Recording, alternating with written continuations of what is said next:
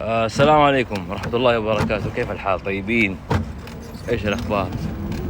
التكويع مفهوم انه يكون فيه ليمت، يعني ممكن ان الواحد يكوع، يعني تجي لفة مش يعكس.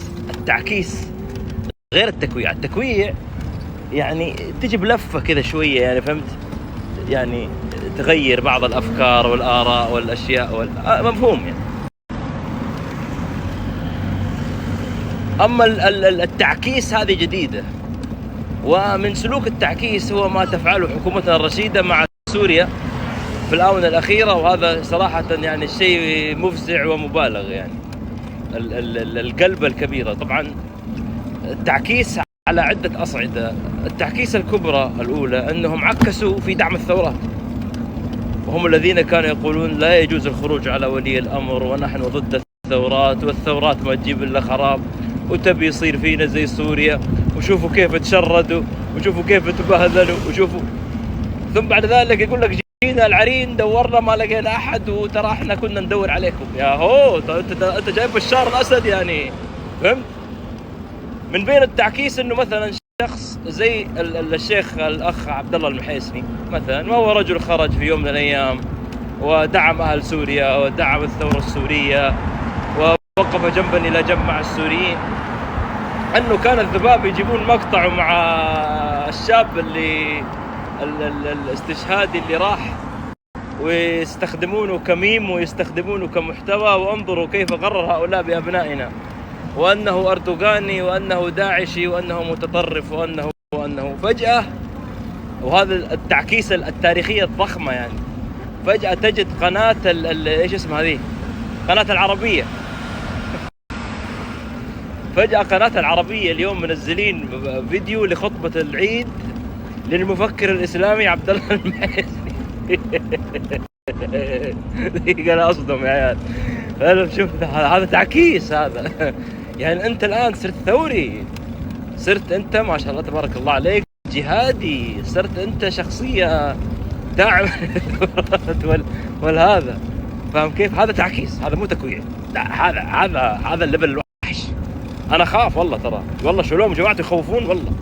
يعني أنا ما أعرف إلى أي مدى ممكن ينعكسون، ما أدري. يعني ممكن ترى في لحظة من اللحظات شلون يقرر تغيير النشيد السعودي الوطني. مزقيهم يا كتائب الأحرار، مرفوض العيش في ديار العارث العادي. ونجيب أبو عبد الملك بدل محمد عبده، ونجيب اسمه ذاك لا مات أبو هاجر الحضرمي الله يرحمه، مات الله يغفر له إن شاء الله يتقبل. لا هذا ما يصلح، يعني استشهد. فما نقدر، ما احنا ملحقين على هذا المستوى صراحة من التكويع التاريخي الخطير الذي تمارسه الحكومة السعودية. وليس هذا تكويع مرة أخرى، هذا تعكيس. يعني أنت الآن عكست الاتجاه تماما. ما تعرف تلعب في الأون وكذا تديك ورقة عكس اتجاه، هذا عكس اتجاه. فسبحان الله يعني يا أخواني، كل شيء وارد. لكن ما هي مشكلة أن الحكومات ممكن يعني تدخل مجال التعكيس هذا. يعني ممكن مفهوم انه في حكومه تخش تعكس، بس ذبابه كان يسمي السوريين كان يسميهم ايش؟ الكنعانيين، وكان يسميهم البرتقاليين، وكان يسميهم السوركيين، وكان يقذفهم ويطعن في اعراضهم ويسخر منهم ويقول انتم نايمين في الخيام. فجاه صلاتي على النبي يقول والله العظيم يا حبي لكم السوريين. الذباب يا حبي لكم والله والله العظيم انكم يبين فيكم المعروف. طبعا هم يقول الكلام هذا مش حبهم السوريين، بس برضه عشان نكاية بالفلسطينيين يعني. الذباب ما في أدب، لا في أخلاق، لا في مروءة، ما عنده مشكلة الواحد. والله العظيم في واحد يا جماعة الخير أتابعه، يعني مش بس السوريين، أقسم بجلال الله ما بقى كلمة طعن في أعراضهم إلا ويقولها في أعراضهم. اليوم يقولوا يلا يا حبي لكم والله يا شعب سوريا.